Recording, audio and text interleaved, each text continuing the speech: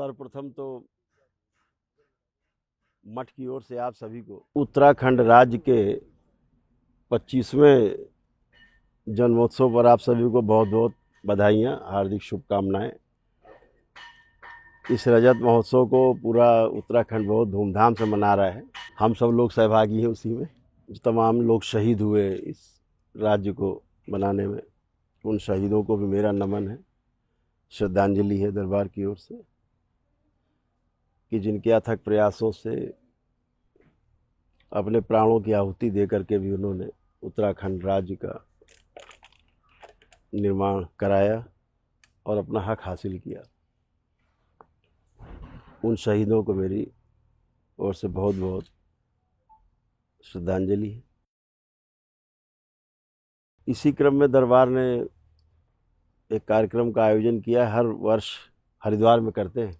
इस वर्ष ये तय हुआ कि मिस्री मठ एक चूँकि सीमा है हरिद्वार की और देहरादून की, तो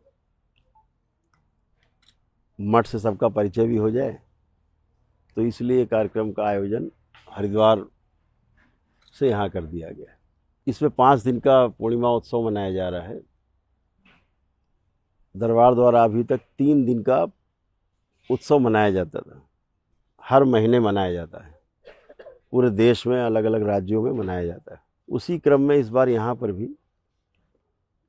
5 दिवसीय कार्यक्रम मनाया जा रहा है, क्योंकि जो रजत उत्सव चल रहा है देवभूमि का, तो जो 4 से 8 नवंबर यहाँ कार्यक्रम है, 5 दिन का पूर्णिमा उत्सव है। उसमें 4 तारीख को भजन संध्या और ध्यान साधना के कार्यक्रम है। 5 तारीख को सामूहिक हवन करते हैं लोग, 7-8 हज़ार लोग एक साथ बैठ के हवन सामूहिक करते हैं, जो लोग दीक्षा लेते हैं दरबार से। और 6 तारीख को जो तंत्र क्रिया योग के साधक हैं, दरबार से जुड़े हुए हैं, जो शिव तंत्र से दीक्षित हैं, उनका महासम्मेलन भी, और उसी दिन देवभूमि रजत महोत्सव का भी आयोजन किया गया है उसी दिन, जिसमें देश के कुछ बड़े संतों के आने के भी संदेश मिले हैं। जो लोग पधारेंगे और हम सब लोग इन कार्यक्रमों को धूमधाम के साथ मनाएंगे। तो अपने ध्यान साधना के साथ साथ हमारी जो संस्कृति है, हमारा जो गौरव है, उसके लिए भी हम लोग सतत जागरूक रहें, इसके लिए ये कार्यक्रम आयोजित किए गए हैं। और 7 तारीख को भी ध्यान साधना के कार्यक्रम मुख्य रूप से दरबार एक जीरो बैलेंस के नाम से कार्यक्रम चलाता है, जिसमें ध्यान साधना के उच्चतम शिखर को साधक उससे परिचित होते हैं, उसको अनुभव कर पाते हैं। और 8 तारीख को फिर ध्यान साधना और दोपहर बाद फिर समापन समारोह है। तो इस प्रकार से 5 दिवस का पूरा कार्यक्रम है। दरबार अपने तमाम कार्यक्रमों में कुछ सामाजिक कार्यक्रम को भी समायोजित करके चलता है। जैसे नशा मुक्ति का एक कार्यक्रम है। दरबार नशा मुक्ति पे एक बड़ा काम कर रहा है, और ये जो नशा है हमारे समाज में एक अवरोध का काम करता है। कोई नशा बुरा नहीं है, क्योंकि प्रकृति में हर वस्तु प्रयोजन के साथ है। सीमा में है तो औषधि है, सीमा से बाहर है तो फिर उसको नशा बोलते हैं। जब कोई भी चीज़ हो वो नशे में आती है।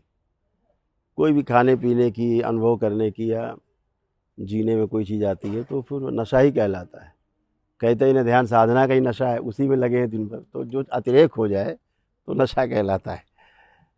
तो ऐसे बच्चों की पढ़ाई के लिए दरबार, जो उनका अध्ययन है अच्छा हो, इस पे दरबार काफ़ी कार्य कर रहा है सफलतापूर्वक। जितने भी आपको लोग साधक आएंगे, आप उनसे बात करेंगे, जब आप लोग बिल्कुल एकदम स्वतंत्र हैं सभी साधकों से बात करने के लिए। उनसे बात करिए, अकेले में खूब बात करिए, वो आपको सारे अनुभव आपको शेयर करेंगे कि उनके बच्चों का स्तर कैसा है, उनके बच्चों के अध्ययन का स्तर कैसा है, स्वयं उनके परिवार में जो एक वातावरण है, परिवार का जो आपस में प्रेम का, वो कैसा है। अब दरबार से जुड़ने के बाद, ध्यान साधना के बाद, रोग और कष्टों से उनकी मुक्ति का अनुभव कैसा है, ये सारी चर्चा हम चाहते हैं कि आप लोग खुले रूप से उसको ज़रूर करें। लोगों में बीच में आप रहेंगे तो मुझे बहुत अच्छा लगेगा कि एक निष्पक्ष चीज़ आपके सामने निकल के आएगी कि क्या वाकई ध्यान साधना के द्वारा हम रोग कष्टों से मुक्ति पा सकते हैं। क्या ध्यान साधना के द्वारा हम वाकई में तमाम प्रकार के नशा से मुक्ति पा सकते हैं। क्या उससे हमारे बच्चे सही रास्ते पे चल सकते हैं। हम जो उनको शिक्षा संस्कार दे रहे हैं क्या वाकई में उसके अनुसार चल पाएंगे, चलेंगे। तो ध्यान साधना के द्वारा हमारा जो आर्थिक पक्ष है वो भी कैसे मजबूत हो सकता है कि अगर हमारा मन मस्तिष्क हमारा स्वस्थ है, हमारी डिसीजन लेने की क्षमता हमारी अगर अच्छी है, हमारे संबंध मधुर हों लोगों से, ऐसी हम में क्षमता विकसित हो जाए, तो व्यापार हो, चाहे राजनीति का क्षेत्र हो, चाहे नौकरी का क्षेत्र हो, चाहे पत्रकारिता हो और चाहे कोई भी क्षेत्र हो, उसमें आपका अगर मन मस्तिष्क अच्छा है, शरीर स्वस्थता के साथ मन स्वस्थता अगर आपकी है, तो निश्चित रूप से हम किसी भी क्षेत्र में हो उसमें हम उसके चरम को छू सकते हैं। अगर हमारी मानसिक अवस्था डामाडोल है और हम तमाम विचारों से भयभीत हैं और आक्रांत हैं, तो फिर अपने काम कर पाने में अपने को सक्षम महसूस नहीं कर पाते, वो चाहे कोई भी कार्य हो। तो दरबार इस प्रकार के ध्यान साधना के कार्यक्रम जीरो बैलेंस के द्वारा आयोजित करता है, जिसमें भाग लेने मात्र से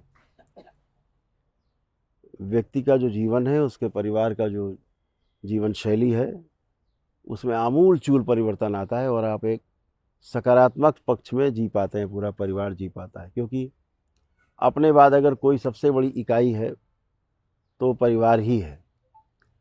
परिवार से सुंदर, परिवार से अच्छी हमारी देखभाल करने वाली अगर संसार में कोई इकाई है तो उसे केवल हमारा परिवार है। बाकी कहने के लिए तो फिर पूरा समाज है, लेकिन हमारा परिवार अगर सुंदर है तो सारा जग सुंदर है।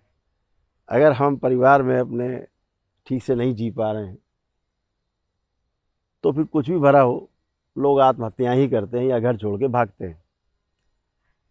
तो दरबार ने एक सुंदरतम प्रयोग किया तंत्र क्रिया योग के साथ। तंत्र के नाम से ही लोग भयभीत होते हैं या कुछ का कुछ दिमाग में बनाते हैं। लोगों ने टोना टुटका, ये जादू टोना, ये जो झाड़ फूंक है, इसको तंत्र समझा हुआ है। ये तंत्र वंत्र नहीं है। ये सब जैसे गुंडागर्दी समाज में जो कुछ बैड एलिमेंट्स होते हैं वो उसी टाइप के लोग हैं। ये इनसे बचना है। ये तमाम जो पेशी लेके झूमना झामना, खुद ही झूम रहा है, जिसकी खुद ही एनर्जी बैलेंस नहीं हो रही है, वो दूसरे की एनर्जी क्या बैलेंस करेगा, दूसरे में कैसे संतुलन लाएगा। जो खुद ही संतुलन में नहीं, खुद ही नाच रहा, गा रहा, कूद रहा, उछल रहा है, ये सब क्या है? सब ये इन रूढ़ियों को भी तोड़ना है, इनसे भी अपने अगली पीढ़ी को बचाना है। अपने लोग तो सारा नाटक समझ चुके हैं, ये सारा नाटक है, तो अपनी अगली पीढ़ी को भी कैसे बचाएं, इस पे काम भी करना है। और दरबार इसमें सक्षम है। इसमें आप सभी के साथ हम लोग व्यक्तिगत भी बैठ सकते हैं, और जो आप लोग जानने वाले लोग इस तरह के हों, 2-2, 4-5, 10-10 लोग हों, अगर रखे जाएं सामने, तो आपको उसका रिजल्ट 5 मिनट में मिल जाएगा। ये कुछ भी नहीं है, ये सब बकवास है।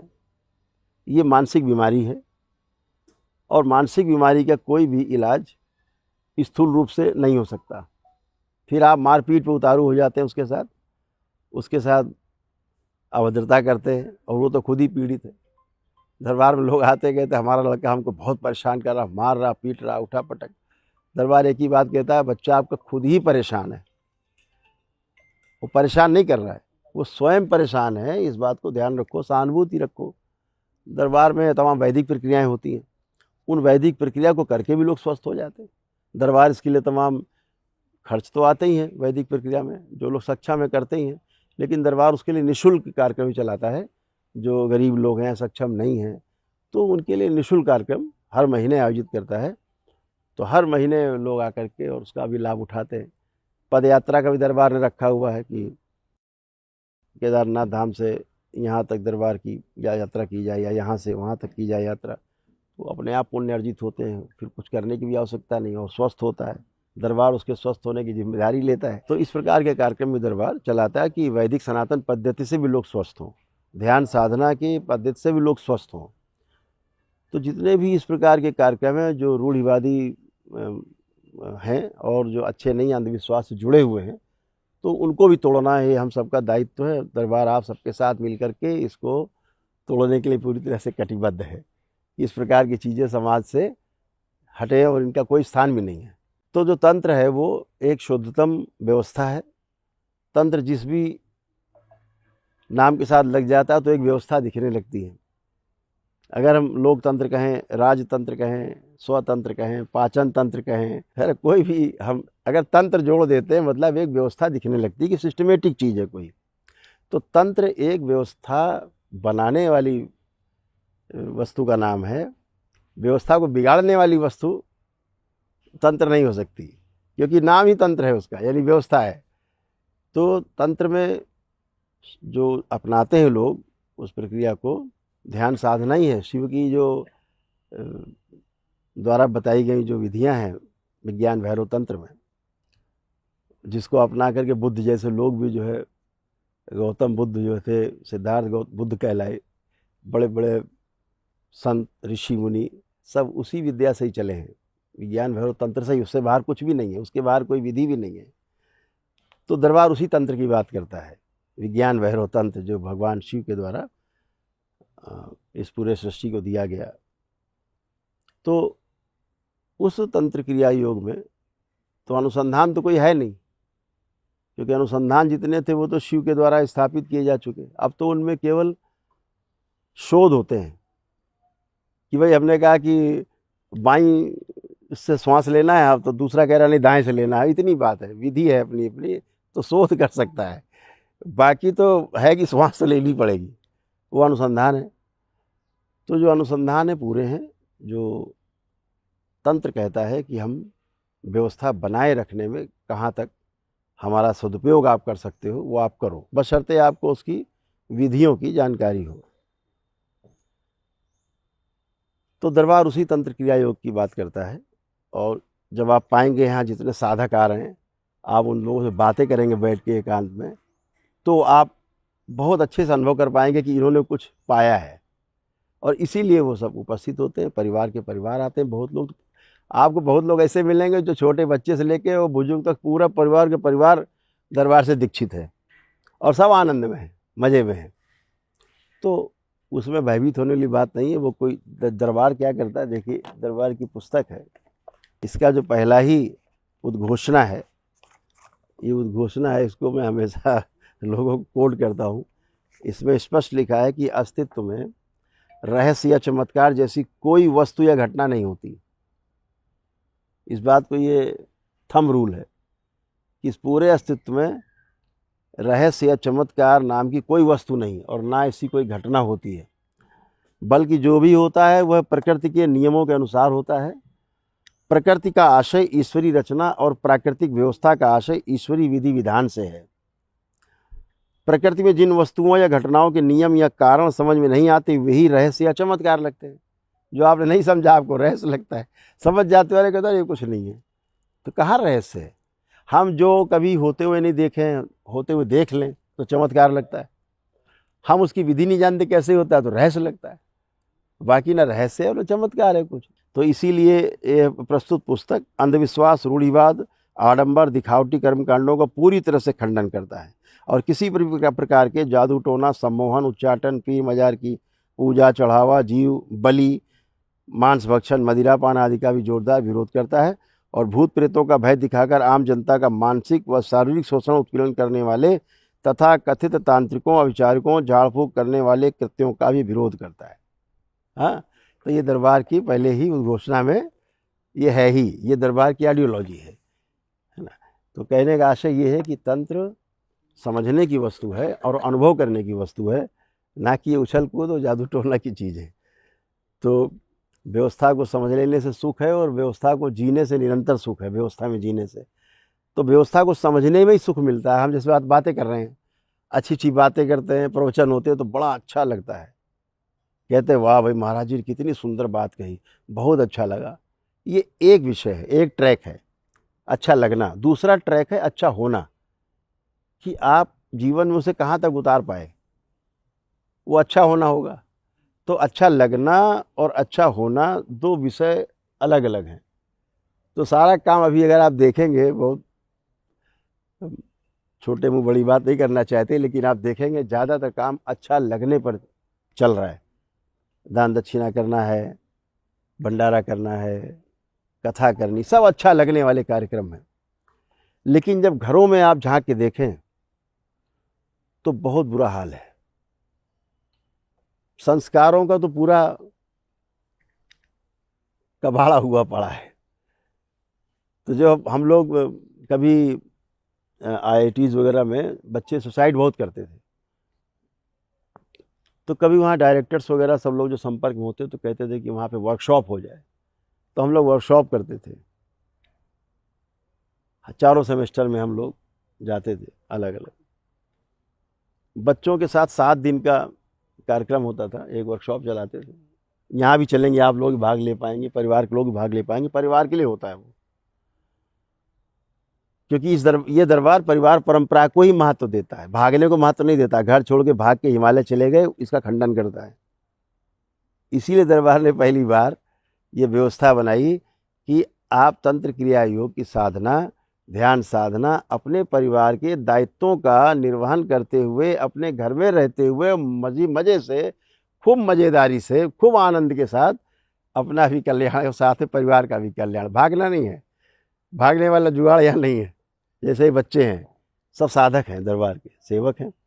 तो इनको दरबार की एक ही शिक्षा रहती है कि स्वयं को समझना है, विवाह करना है, परिवार बसाना है, परिवार में जिम्मेदारियों का निर्वहन करना है, पितृ ऋण से मुक्ति पानी है।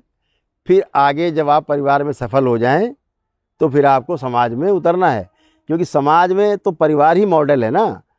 एक एक परिवार जुड़ जुड़ के समाज बनता है। अब आप परिवार में फेल हो गए और फिर समाज को ज्ञान बांटने चले आए। हमने विवाह किया नहीं और पूरा हम जितना गणित बता रहे हैं बैठ के विवाहित लोगों को ज्ञान बांट रहे हैं, ये कैसे संभव है? शंकराचार्य जी, हमारे आदिगुरु शंकराचार्य जी थे, वो भी सफल नहीं हुए। उन्हें भी जब थे, मंडन मिश्र जी थे, उनसे जब हारने लग गए तो उनकी पत्नी ने कहा, नहीं आधा शरीर तो मैं भी हूँ, अभी कैसे हार गए? पहले मेरे प्रश्नों को उत्तर दो तब हारेंगे। पूछो तो सारे वैवाहिक प्रश्न पूछ लिए।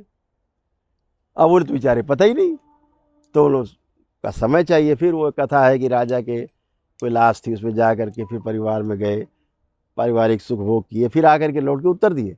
तो बगैर परिवार परंपरा में जिए आप पूरे नहीं हो सकते। हमारे महापुरुषों ने ब्रह्मचर्य आश्रम, गृहस्थ आश्रम, वानप्रस्थ आश्रम और संन्यास आश्रम, ऐसे 4 खंड बनाए। तो आप एक कूद करके छोड़ करके कैसे आप पूरे हो सकते हैं? तो मैं तो यही कहना चाहूँगा कि भाई उसका भी आपको अनुभव होना चाहिए। वो अनुभव नहीं है तो आप पूरे नहीं हैं। तो जो दरबार जो कार्यक्रम कराता है, जो वो यही संदेश देता है बार बार कि हमारा परिवार सर्वोपरि है। तो जो यहाँ पे कार्यक्रम चलते हैं ध्यान साधना के, चलते वही हम लोग IITs वगैरह में जा कर के भी इसको करते थे। तो वहाँ जब आखिरी दिन एक इवेल्युएशन का कार्यक्रम होता था, लास्ट डे, ये होता था कि पेरेंट्स आ जाएं जिसके आसपास हो, पेरेंट्स आते थे। तो हम लोग बोर्ड पीछे लिखते थे, भाई आप क्या चाहते हो बच्चा आपका कैसा हो? तो ऐसा हो, ऐसा हो, ऐसा हो। तो 4-5 बोर्ड भर जाते थे। आप अगर उस बोर्ड को पढ़ते, मेरे पास सारी वीडियोज़ हैं, तो आपको लगेगा हर बच्चा ऐसा चाहता है माता पिता कि बिल्कुल श्रवण कुमार बन जाए एकदम से, और बिल्कुल भोला भाला ऐसा बन जाए। तो अच्छी बात है, तो शुभ की चाहना तो सब में है। तो जब उनसे हम पूछते थे, भाई जितना लिखा है आप में कितना है? आप माता पिता हो, आप में ये कितना है? तो 00। तो बच्चों से आप अपेक्षा कर रहे हो, संस्कार तो आपसे आएंगे बच्चों में, और आप में नील है। तो बच्चा कहाँ दोषी है? दोषी हमारा समाज है, हम पिछली पीढ़ी दोषी हैं, इसको स्वीकार करना होगा। पिछली पीढ़ी भी ठीक हो, अगली पीढ़ी भी संदेश लेके चले आगे, ये व्यवस्था है।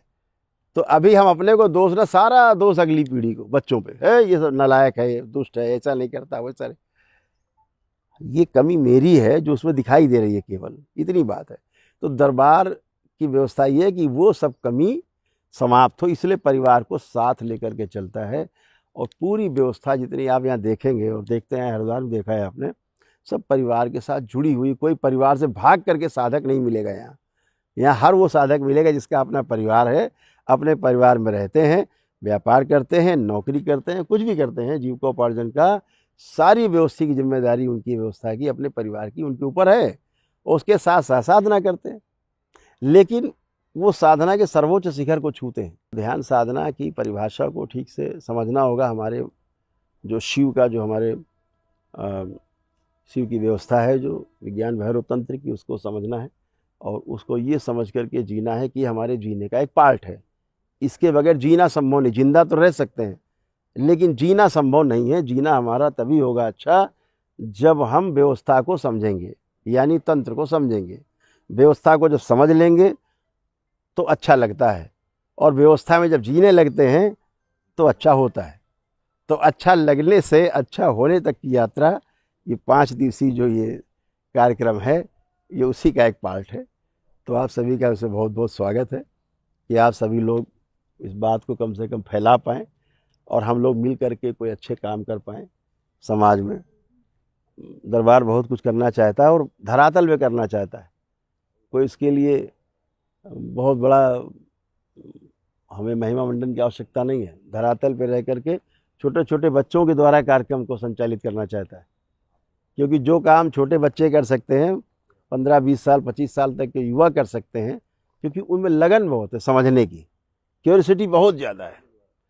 अभी हम लोग लगभग उस स्थान में पहुँच गए, अरे यार अब तो बहुत समझ लिया, ठीक है, लेकिन बच्चों में बहुत ज़्यादा क्यूरियोसिटी है। तो उसको और बढ़ाया जाए, उभारा जाए और उनको आगे लाएगा दरबार। यही दरबार के कार्यक्रम है कि बच्चों को इस कार्यक्रम में लगा करके परिवार तक पहुंचा जाए। तो परिवार का एक पूरा जो परिवार का माहौल है, बहुत ही प्रेममय हो, सुंदर हो, और सब मॉडल बने, एक परिवार दूसरे परिवार का मॉडल बने। तो इस छोटी सी इकाई जो इसको हम परिवार कहते हैं, इसमें जीने में हमें आनंद मिले, इसी व्यवस्था का पार्ट है कि 5 दिवसीय जो कार्यक्रम है, इसमें आप देख पाएंगे कि लोग कितना आनंद में हैं। अगर ज़मीन में पड़े तो ज़मीन में ही पड़े, उन्हें हिलने चाहिए कहाँ भाई, हमें बेड पे लेटना है, कैसे भी हर तरह से राजी हैं। तो आप सभी का बहुत बहुत स्वागत है इस कार्यक्रम में कि आप लोग पधारेंगे 5 दिन। मुख्य रूप से तो पूर्णिमा उत्सव हर माह मनाया जाता है दरबार द्वारा। तो जो कार्यक्रम है वो ध्यान साधना का ही कार्यक्रम है, उसमें प्रशिक्षण का भी कार्यक्रम है, दीक्षा का भी कार्यक्रम है, और जो रजत महोत्सव मनाया जा रहा है पूरे उत्तराखंड में, जो जन्मोत्सव का आज 25वीं वर्षगांठ है उसकी, वो भी 6 नवंबर को ही मनाई जाएगी, जिसमें जिन लोगों ने उस आंदोलन में बढ़ चढ़ के भाग लिया है, अब बुजुर्ग भी हो गए हैं काफ़ी लोग, तो उन सबको भी सम्मानित करने की योजना दरबार द्वारा बनाई गई है। उद्देश्य क्या है? उद्देश्य ये है कि परिवार में आनंद हो, सुख हो, समृद्धि हो, स्वयं में समाधान हो, समाज में अभय हो, और अस्तित्व को हम पूरा समझ पाएँ, जी पाएँ सबके साथ प्रेम पूर्वक, यही उद्देश्य है। किस तरह से पूरा कार्यक्रम रहेगा? 4-5 दिन चलेगा, क्या क्या कार्यक्रम होंगे? 4 तारीख को ध्यान साधना भजन संध्या है, फिर 5 तारीख को हवन आदि हैं सामूहिक, जिनमें शुद्धि और सिद्धि का कार्यक्रम चलता है, फिर ध्यान साधना है, और फिर 6 तारीख को जो रजत महोत्सव का कार्यक्रम है देवभूमि का, वो भी है, और उसी दिन जो साधक हैं उनका महासम्मेलन भी है, और 7 तारीख को पुनः से फिर चयन है, दीक्षा के जो अपर लेवल है उनमें चयन है, और फिर उनके साथ ध्यान साधना के कार्यक्रम है, और फिर 8 तारीख को समापन है दोपहर बाद।